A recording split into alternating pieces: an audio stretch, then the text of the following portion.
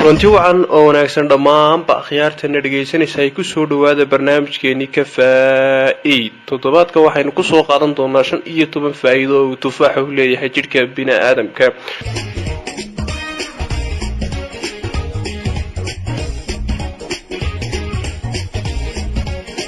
tufaaxa waxa uu jidhka u leeyahay ilaa 14 ilaa 15 faa'iido waxaa kamid ah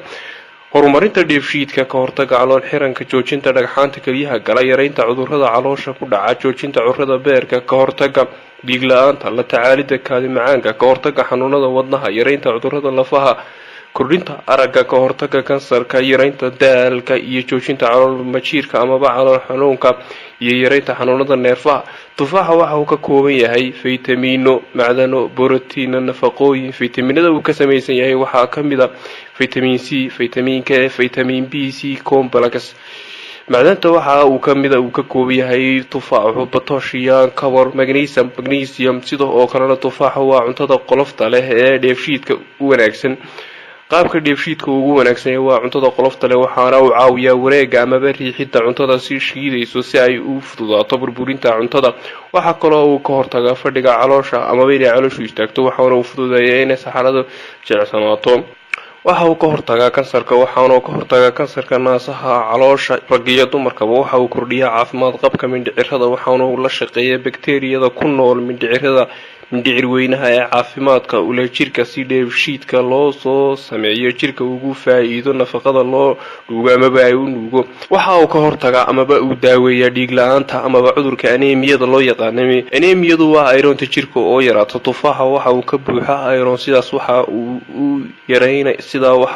uu yareynayaa inuu aneemiyadu ay jirka ku dhacdo waxa uu yareeyaa tabar darrada ama badalka maxaa yeelay waxa jirka ka saaraa sunta waxaana qofka ka caawiyaa inuu ka bogsado xanuunada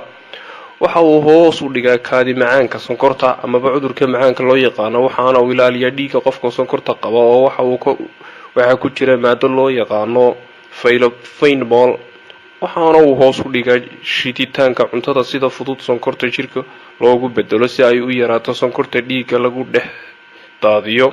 caafimaadka afka ayuu caafimaad u leeyahay waxa uu nadiifiyaa ciridka iyo afka waxa uu fududeeyaa in afka lagu soo daayo dheecaanka afka ee laga yareeyo cuntada inta uusan caloosha u gudbin si bakteeriyada afka loo laayo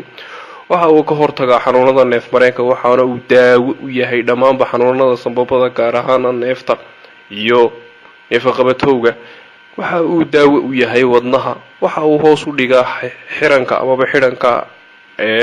waxa uu hoos u dhigaa xaydha jirka ku buuxsanta amaba baruurta iyo xaydha jirka waxaana uu hoos u dhigaa ama uu yareeyaa cholesterolka waxaana uu fududeeyaa qulqulka dhiigga waxa uu daawo u yahay lafa xanuunka waxaana uu daawo u yahay rheumatismka cudurka la yaqaano waxa uu xanaano u yahay kasoo kabashada lafaha xanuunka iyo wixii la mid ah waxa uu fiican yahay aragga amaba in aragga qofka uu wax arko waxa uu kordhiyaa aragga waxaanu daawo u yahay dadka aan habeenkii wax arag amaba cudurka habeenada qaba waxa uu caawiyaa dadka cayilan amaba dadka buuran wuxuuna ku wanaagsan yahay dadka doonaya inay caateeyaan amaba ay baruurtooda dhimaan saayidka ah waxa uu qurxiyaa jirka bini'aadamka amaba maqaarka waxaana uu kordhiyaa iftiinka maqaarka iyo inuu jirka bini'aadamku dhalaalo waxa uu jirka ka saaraa sunta iyo qofku inuu jirkiisa ifo haddaba barnaamijka ka faa'iid wuxuu kugula talinayaa inaad cunto tufaaxa intaan kan ku lamid ku kulmi doono waxaan kaga tegaynaa nabaday